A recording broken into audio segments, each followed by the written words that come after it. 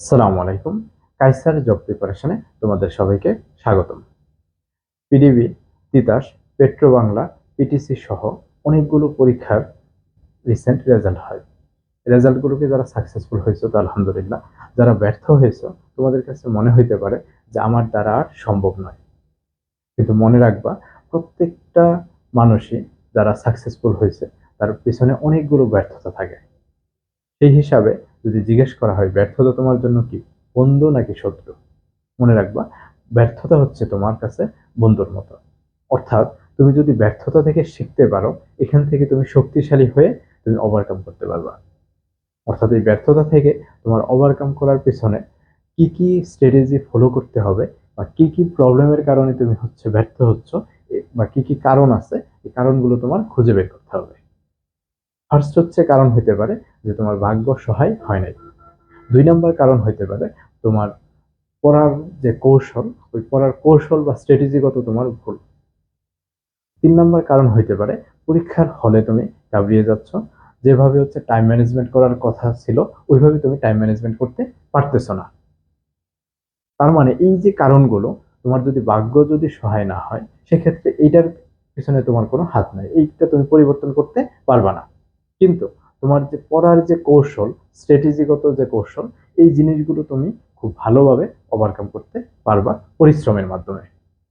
আর পরীক্ষার হলে time management, বা এই যে পরীক্ষার হলে যে ঘাবড়িয়ে যাচ্ছ, এই জায়গা থেকে তোমার ওভারকাম করার পিছনে অনেকগুলো কারণ থাকতে পারে। ওই কারণগুলো তুমি খুব সহজেই ওভারকাম করতে পারবা। তার মানে মোট কথায় যদি আসি, ব্যর্থতার ক্ষেত্রে তোমার যে ভাগ্য সহায় হচ্ছে না, এটা তোমার করার কিছু নাই। কিন্তু তুমি যদি নিজের যে পড়ার কৌশল এবং টাইম ম্যানেজমেন্ট, এটা তুমি খুব ভালোভাবে আয়ত্তে নিয়ে আসতে পারো, অবশ্যই তুমি সফল হবা। তার মানে তোমার এই ব্যর্থতা থেকে সফলতা পাওয়ার জন্য কিছু জিনিস নিয়ে আমি কথা বলবো। আমাদের কাছে এই রিসেন্ট দেখবা যে আমি একটা পোস্ট দিয়েছি, এই হৃদয় কুয়েট 17 বেস, সে অনেকগুলো পরীক্ষা দিয়ে তারপর প্রায় 2 বছর পরে গিয়ে জবটা পাইছে। তার একটা লিস্ট দেওয়া আছে, তুমি খেয়াল করে দেখবা যে প্রথম দিকে সে জবগুলো কোনোটাতে রিটেনেই টিকে নেয়। তারপরে সে রিটেন দিয়ে তারপরে ভাইভাতে এখন পিটিসিতে সে ওই সুপারিশপ্রাপ্ত রিসেন্ট জয়েন করছে। এটার পিছনে সে কিন্তু 2 বছর লেগেছিল। অর্থাৎ আমরা ব্যর্থতা থেকে আমরা বারবার না শিখে আমরা নিজে কি হয়ে যাই, হতাশ হয়ে যাই। এই জিনিসগুলো নিয়ে আজকে তোমাদের সামনে একটু কথা বলবো। তার আগে একটা জিনিস মনে রাখতে হবে, আমাদের যে ভার্সিটির আগে, অর্থাৎ আমরা 9-10 অথবা ইন্টারমিডিয়েটে যখন আমি পড়াশোনা করতাম, যখন কোচিংয়ে ক্লাস করতাম, মনে হইতো যে একটা টপিক পড়াচ্ছে, পারা জিনিস, মনে করো কাজ শক্তি ক্ষমতা, এই চ্যাপ্টারটা তুমি ফার্স্ট ইয়ারে পড়ছো, সেকেন্ড ইয়ারে পড়ছো, আবার তুমি টেস্ট পরীক্ষা দিছো, এইচএসসি পরীক্ষা দিয়ে এডমিশনের সময় গিয়ে পড়তেছো, কিন্তু একই পড়া বারবার পড়তে তোমার বোরিং লাগতেছে না। অর্থাৎ এক টপিক তুমি বারবার ভাইরা পড়াচ্ছে ক্লাসের মধ্যে, এই কোচিং এর মধ্যে তুমি এখান থেকে করতেছো, একই টপিক যদি তুমি 80% পারো, তাহলে ওটা তোমার রিভিশন হয়ে যাচ্ছে। আর যারা মনে করো পারো না, তারা কি শিখে নিচ্ছ। এই ক্ষেত্রে মানে ভার্সিটি লাইফে এসে বা যারা গ্রাজুয়েট কমপ্লিট করে আসছো, এখানে আমরা 6 মাস করে করে যে সেমিস্টারটা পড়ি, একটা টপিক পড়ার পর ওই টপিক আর বারবার পড়ি না। তার মানে এই টপিকটা তুমি যখন একটা টপিক সলিড মেকানিক্স পড়ছো, এটা শেষ। কিন্তু এই চাকরি পরীক্ষাতে খেয়াল করে দেখো, ওর কারণে আমাদের একটা বদ অভ্যাস তৈরি হয়েছে। কিরকম, যে এক পড়া যখন আমি দেখি যে পারি, স্কিপ করে ফেলি। বারবার স্কিপ করতে করতে আমরা মানে পরীক্ষার হলে যখন যাই, পারা জিনিস আচ্ছা এটা তো পারবো, পরীক্ষার হলে যখন এটা করতে যাই, ওই সময় হয় এই ম্যাথটা করতেই পারি না, অথবা পারলেও সময়টা যদি লাগার কথা ছিল 1 মিনিট বা 1.5 মিনিট, ওই জায়গায় তোমার লেগে যাচ্ছে 4 থেকে 5 মিনিট। যার কারণে তুমি টাইম ম্যানেজমেন্ট করতে পারতেছো না। একটা বা দুইটা ম্যাথ করার পরেই তুমি এই পরীক্ষার হলে একটা মানে ঘাবড়ানো চলে আসতেছে। এই জিনিসটা খেয়াল করে দেখো, ওই ইন্টারমিডিয়েটে বা এডমিশন টেস্টে যেরকম একই পড়া বারবার পড়তে পড়তে পড়তে পড়তে তোমার একদম ব্রেনে চলে আসছে, টু দা পয়েন্টে তুমি খুব দ্রুত করে ফেলতে পারতা। এই জব পরীক্ষার ক্ষেত্রেও এই জিনিসটাই মাথায় নিয়ে আসতে হবে। অর্থাৎ পারা জিনিস তুমি বারবার প্র্যাকটিস করে করে এই জিনিসটা ওভারকাম করতে হবে। অর্থাৎ আমি যখন ক্লাস নেই, খেয়াল করে দেখবা যে এই টপিকটা পারি, ঠিক আছে, এই এসএফডি বিএমডি অঙ্কন করতে হবে না, আচ্ছা পারি, কিন্তু দেখবা যে এখানে কিছু ট্রিকি ট্রিকি কোশ্চেন আছে। অথবা তুমি যদি পেরেও থাকো, যারা পারো না, মনে করো ক্লাসটা শুরু করছো, 1.5 ঘন্টা ক্লাস হবে, এই ক্লাসটা তুমি মনে করো যারা পারো না তারা শিখে নিবা। আর যারা পারো, তোমরা এই 1.5 ঘন্টা যদি ক্লাসটা করো, তোমার কি হয়ে যাবে, রিভিশন হয়ে গেল। তাহলে নতুন করে আর পড়া লাগতেছে না। আর যদি তুমি স্কিপ করো, ওই পড়াটা জমায়ে রাখতেছো, পরে আর পরীক্ষার হলের আগে আর শেষ করতে পারতেছো না, পরীক্ষার হলে গিয়ে সহজ জিনিস বা মিডিয়াম জিনিস যেগুলো খুব বেশি কঠিন ছিল না পারতেছো না। তার মানে এই একটা জায়গায় তোমার অবশ্যই কাজ করতে হবে। অর্থাৎ তুমি যখন নিজে পড়বা, সহজ জিনিস হোক, ওই জিনিস হচ্ছে পারি স্কিপ করে ফেলবো এরকম না, খাতায় প্র্যাকটিস করবা। যে ম্যাথটা ক্যালকুলেটর চেপে অন্তত আমি দেখতেছি এই ম্যাথটা আমার আনসারটা মিলাই দেখি, বা খুব দ্রুততার সাথে করে ফেলো, এই জিনিসটা তোমার খেয়াল রাখতে হবে একটা বিষয়।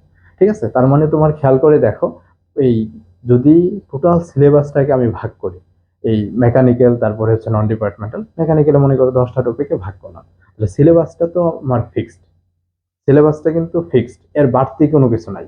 কিন্তু আবার সিলেবাসটা একদম ছোটও না, এতগুলো টপিক 4 বছর পরে আসছি, সবগুলো থেকে সামারাইজ করে অল্প একটা টপিকে নিয়ে আসবো।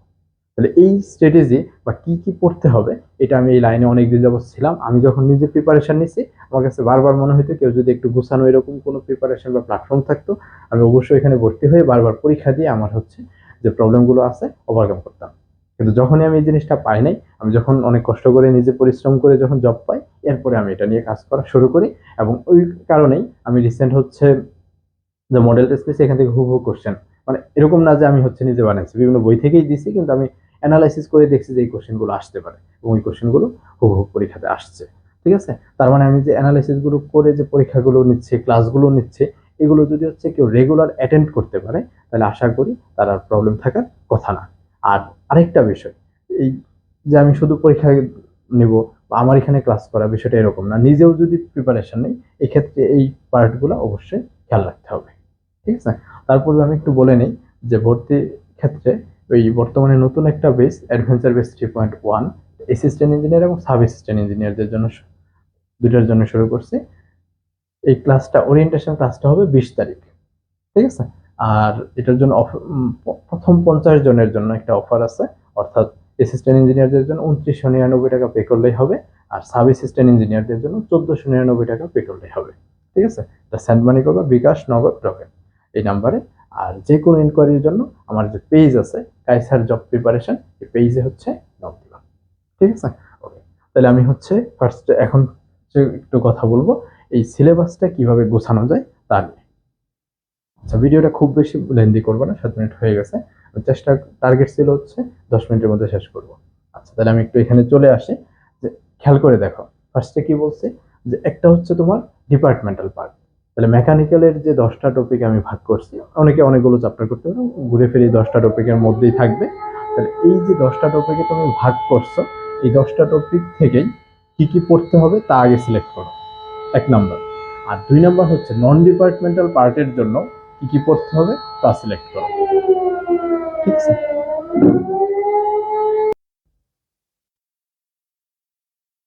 আচ্ছা, তাহলে আমরা দেখি ডিপার্টমেন্টাল, মনে করো হচ্ছে ইমরান ভাই, বাপ্পি ভাইয়ের বই ছিল, আর হচ্ছে জব হ্যাক্সের বই আছে, তুমি বই সবগুলি তুমি কালেকশনে রাখতে পারো, সমস্যা নেই। ঠিক আছে, আর এছাড়া নন ডিপার্টমেন্টাল পার্টের জন্য MP3 সিরিজ আছে, অথবা ডায়াগোনাল, মনে করো হচ্ছে একটা, এছাড়া অগ্রদূত, আদার্স অনেক বই আছে।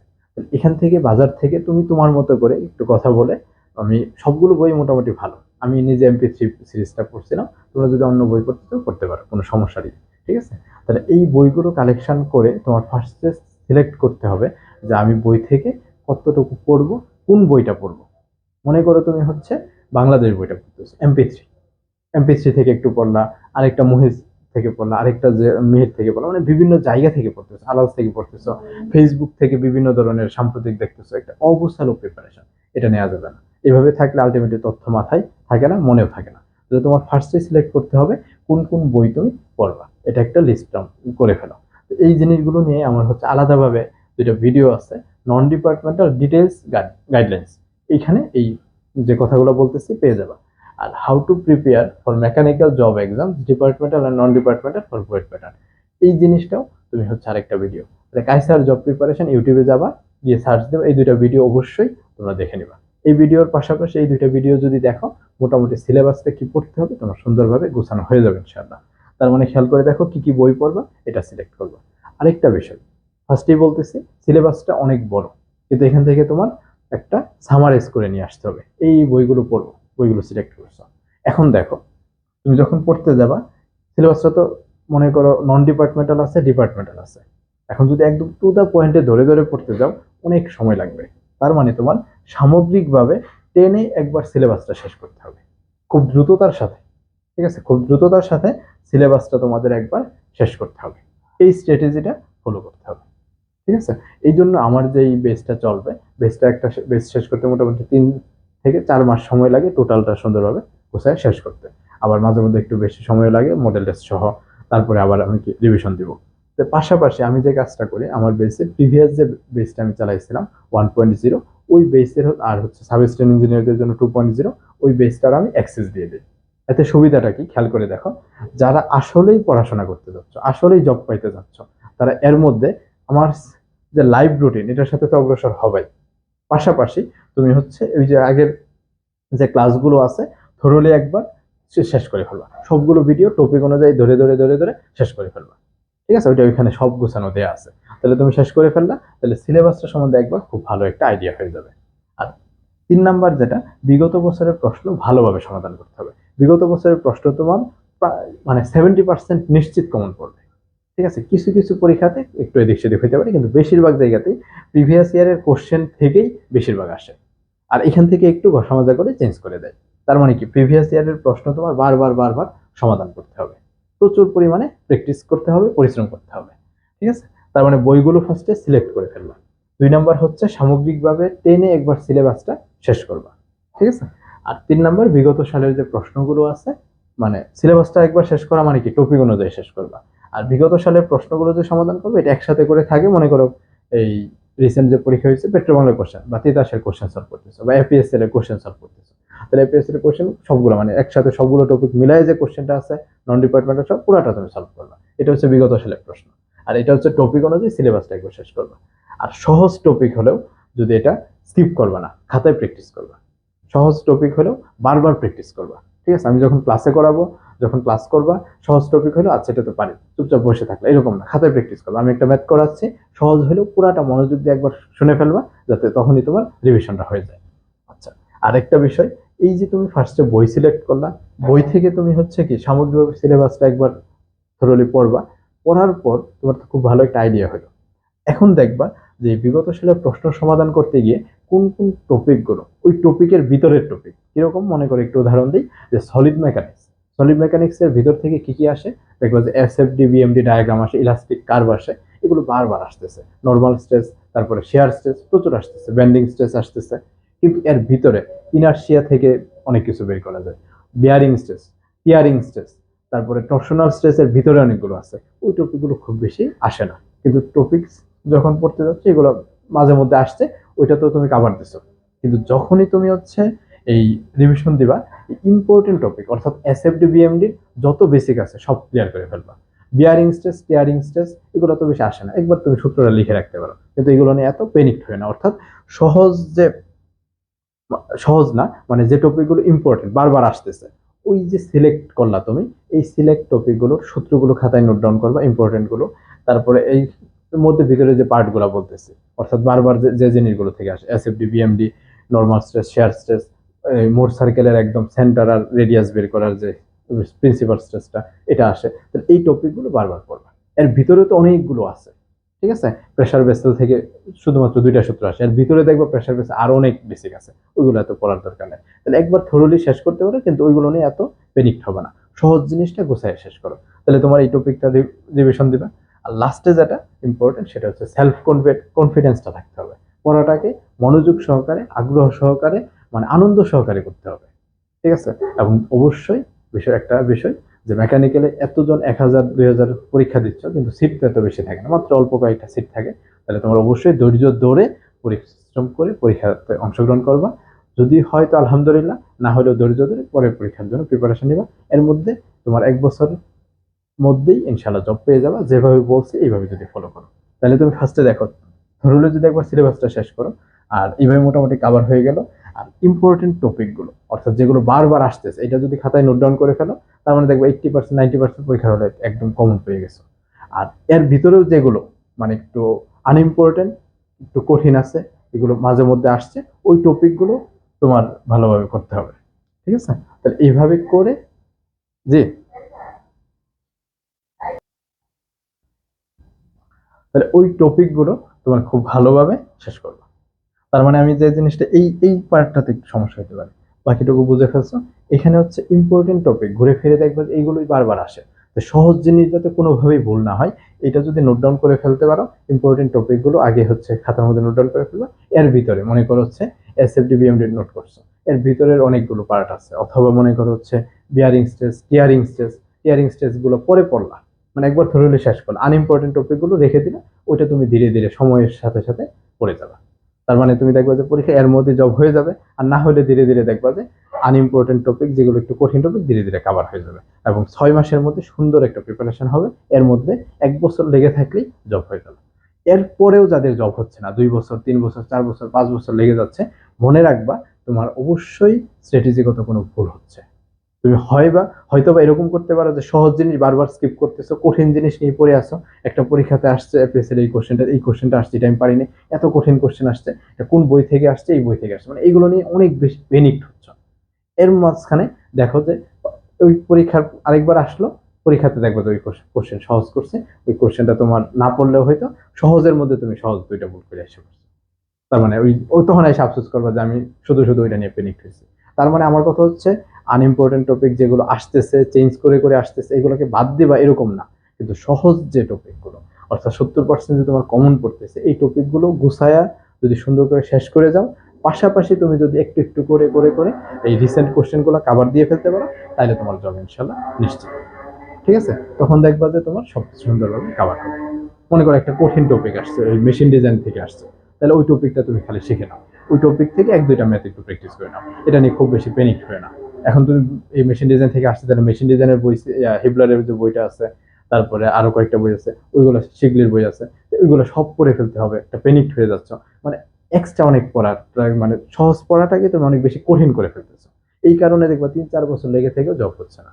ঠিক আছে, তো এই জন্য এই জিনিসটা খেয়াল রাখো। সবার প্রতি শুভকামনা থাকলো। আর যে কোনো ধরনের কোশ্চেন থাকলে একটু কমেন্টে জানাও, আমি এটার আনসার দেওয়ার চেষ্টা করব। আর খুব শীঘ্রই আগামীকালকে ইনশাল্লাহ তোমাদের হৃদয় চন্দ্র ওরে হচ্ছে নিয়ে আসবো। ও আরো এই বিষয়ে, যেহেতু হচ্ছে 2 বছর এই রিসেন্ট পরীক্ষা টরীক্ষা দিছে, ও আরো তোমাদের সাথে সবকিছু শেয়ার করতে পারবে। ওর লাইভ সেশনটা অবশ্যই তোমরা অংশগ্রহণ করো, দেখবা এবং ফ্রেন্ড সার্কেলের মধ্যে শেয়ার করো। আর পড়াটা মনে রাখবা, তুমি নিজে এখানে কোনো কার্পণ্য করবে না। এই যে ভিডিওটা যদি ভালো লেগে থাকে শেয়ার করো, অন্যদের কাছে পৌঁছায় দিও। এতে তোমার যে জব হবে না এরকম না, তুমি যদি সততার সাথে পরিশ্রম করো তোমার অবশ্যই জব হবে। ঠিক আছে, আর আমরা যখন পরিশ্রম করছি এইভাবেই অগ্রসর হয়ে গেছে, একসাথে ফ্রেন্ড সার্কেল মিলে পরিশ্রম করছে, সবাই ধীরে ধীরে জব পেয়ে গেছে। অতএব চেষ্টা করো, অবশ্যই পাবে ইনশাল্লাহ। সবার প্রতি শুভকামনা থাকলো। আল্লাহ হাফেজ, আসসালামু আলাইকুম ওয়া রাহমাতুল্লাহ।